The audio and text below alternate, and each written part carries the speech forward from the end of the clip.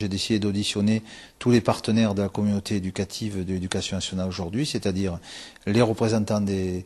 enseignants, les délégations syndicales, les représentants des associations de parents d'élèves et les représentants des associations nationales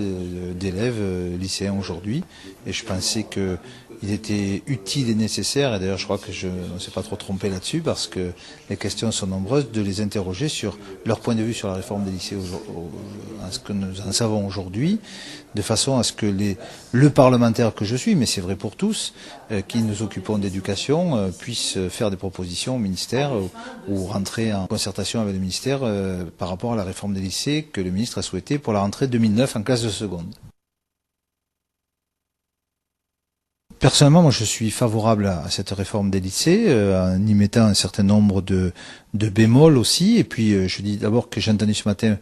beaucoup de questions, c'est-à-dire qu'il me paraît utile aujourd'hui que le ministère réponde rapidement à certaines interrogations, puisque c'est pour la rentrée 2009. Si on veut qu'aujourd'hui les collégiens aient une bonne information sur l'orientation, eh bien, il faut que ces collégiens-là aient des réponses sur comment sera organisée la classe de seconde à la rentrée.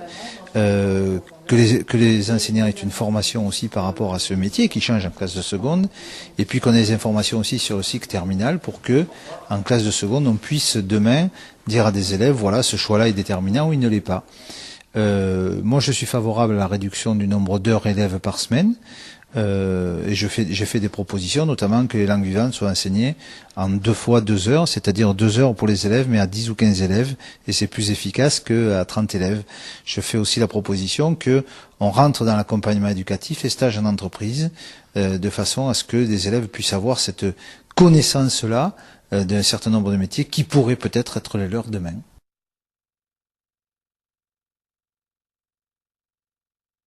J'ai prévu d'aller rencontrer Xavier Darcos pour lui faire état, puisque je l'avais préalablement informé, de cette rencontre aujourd'hui avec les partenaires de l'éducation. Donc je vais aller le rencontrer, lui faire des propositions et je souhaite participer effectivement aux discussions qui sont en cours aujourd'hui pour le plus rapidement possible déterminer les contours essentiels de cette réforme des lycées qui me paraît fondamentale aujourd'hui, si on veut éviter que cette première classe de lycée soit une classe aujourd'hui que l'on connaît avec le plus fort taux de redoublement, mais plutôt que on propose à des élèves des formations dans lesquelles ils se retrouvent en situation de réussite plutôt que souvent en situation d'échec.